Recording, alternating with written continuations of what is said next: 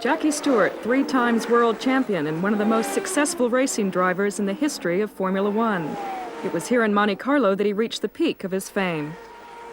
Winning the Grand Prix of Monaco, I think, is special for me for a whole lot of reasons. The 1973 one beat Fangio's record, and I respected Fangio and still do. So to beat his record gave me a tremendous pride of achievement. It equaled Jim Clark's record, who was a man I adored as a racing driver and had the utmost respect for. And keep in mind that the Monaco Grand Prix is the most glamorous, the most colourful, and the most exciting.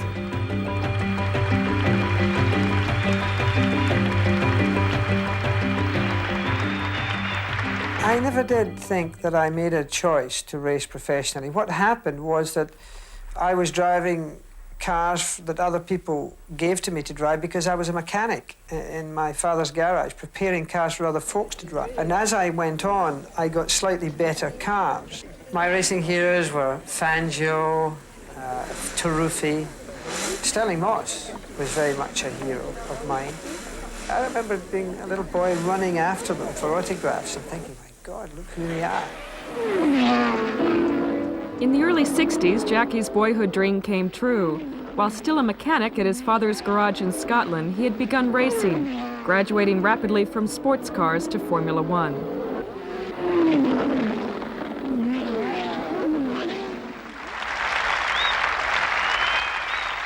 By 1968, he dominated the racing scene, having formed a winning partnership with manager Ken Tyrrell. In my period, he was a father figure, he was the boss, he was the friend, he was the confidant, he was the fixer.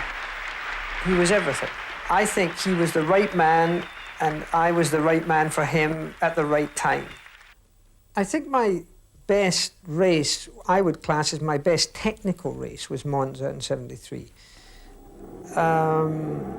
But I drove it in the fashion that I had developed in the way of a skill over my years as a Grand Prix driver, in that I personally believe that you have to be clinical when you drive to the highest level, or even perhaps do anything to the highest level.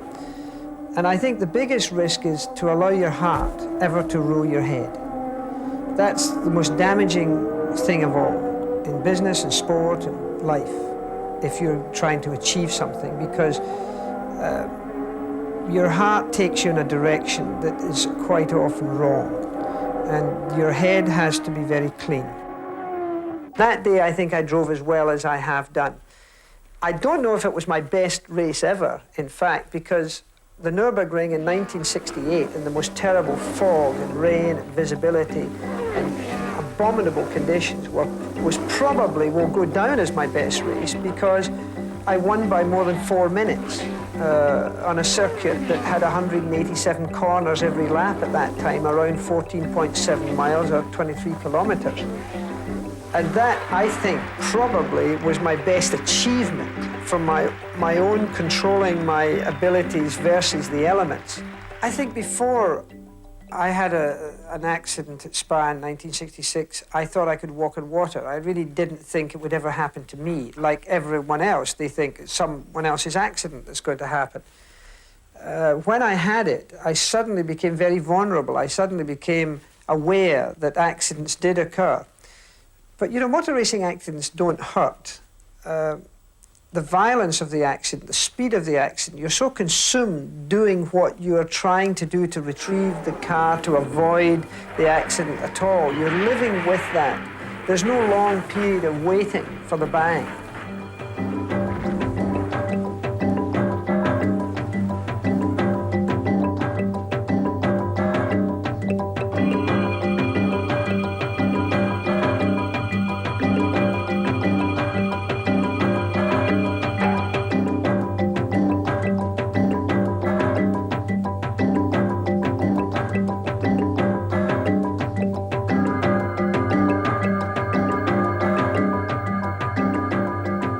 After the accident, you're numb. So you're lying there, but you're confused because you're trapped in the car.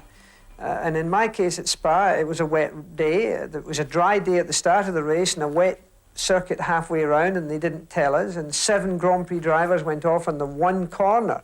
I wasn't one of them. I passed that corner and got to the next corner and aquaplaned as they had done, and this time it caught me. And I ploughed into a telegraph pole, a woodcutter's house, and finally into the sort of basement level of a farmhouse.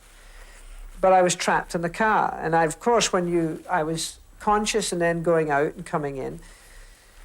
And I was terribly confused by my restriction of not being able to move. I had broken a collarbone and some ribs and had done some other damage. But more than anything else, I was trapped. The statistics apparently stated that you had a 2 out of 3 chance of being killed if you lasted 5 years in the business. And that's a horrible batting average. So therefore, you were exposed to lots of accidents that sadly took life. And somehow you became accustomed to dealing with it. We were doing the thing that we most wanted to do. And if we died doing it, it was no loss to us that life was taken of ourselves.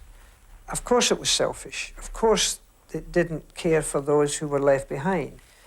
But racing drivers are very selfish. They're individualists to the highest degree. There's very little team spirit in a racing driver. In fact, we were found by some survey in America that turned out that we were the most antisocial individuals in any sport in relation to our own selfish desires for success. And I think it's true. But death never doesn't touch you. In March of 1973, I suddenly got to a point where I didn't think I could take it anymore. It's strange because there I was living the almost idyllic life, the jet set, the travel, the good hotels, the great friends, the influential people, the money, everything else was right. And I was successful. I was still winning. But I had literally burned out. I think the major reason is that I've retired from my family, for the children and for Helen, because I think that I've been a racing driver long enough. I've enjoyed it enormously, but I think it is my responsibility to retire for their sake, for their future. I would maybe appear to be a softer, nicer person if I said I did it for Paul and Mark or I did it for Helen. I honestly, God, didn't. I did it for me. Now, they were there. I hated to see Paul at that time, who had a nervous twitch. And I don't know why he had it to this day. Hair that didn't exist, little things. They came back asking when their father was going to die, because everybody else's father died if they were racing drivers. All of these things happened, and they affected me terribly. But they didn't make me stop. Today, Jackie Stewart is a wealthy international businessman, constantly traveling, testing cars, or making public appearances. He has lived here in Switzerland for many years. Well, I see home in the house that we've lived in now for many, many years, and where we've brought our children up in. And that is near Geneva, between Geneva and Lausanne, a little village called Burnout in Switzerland. I still call home, I think, Scotland, because when I go back up to Glen Eagles, where I have a shooting school today, and that's a strong part of my life today, I still feel very much at home in the environment of Scotland. Jackie's shooting school at Glen Eagles is today an important part of his business and sporting interest, and the setting for his annual celebrity shoot. As a young man, the grandson of a Scottish gamekeeper, he developed a passion for clay pigeon shooting, the sport, literally, of kings. By 1960, he was good enough to shoot for Britain and came close to qualifying for the Olympic team. In 1960, to the Rome Olympics, there was a selection series that I competed in, and at that time I was at my best in shooting. I was lying second very comfortably for a two-man team only.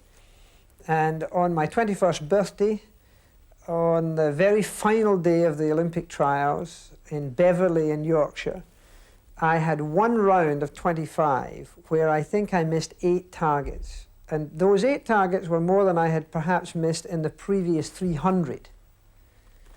And I have no accounting for it. I lost my timing. I didn't lose my cool. I just could not get my timing back. Shooting is very much into timing and speed and how hand and eye coordination works. And at that, 20-minute spell, if you like, I blew it.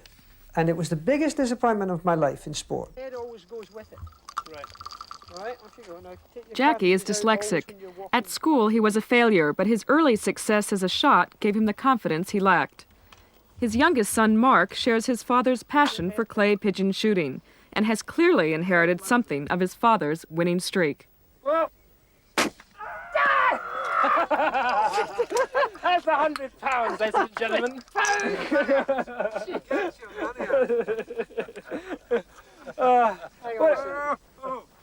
I don't know how to tell you this, Mark. I've only got 25. I'll take that. Right, I owe you 100 pounds. I like the picture of the Queen. Very good. Very good.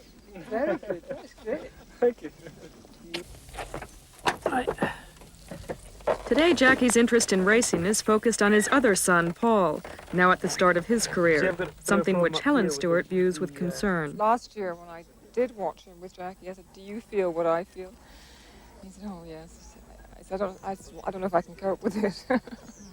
Most of his life, I sort of made little remarks about, "You don't want to be a racing driver, do you?" And he said, "Me? No." And then when he was 17, he went to a race with Jackie, and he apparently decided in his head that he would like to become a racing driver, or have the chance to race at some point in his life, not necessarily do it professionally. But anyway, Jackie decided that he should finish his studies, and then if he'd started before then, he wouldn't give him any support at all. First one's over. Yeah. What are you doing right now? Will that be okay? Roy Topp was my mechanic. The biggest compliment I can give Roy Topp is that I would give my son's life in his hands to prepare my son's car. But more than that, I can't. I can't do anything for him on the track. He's got to live his own life out there. I would just rather that he was doing something else.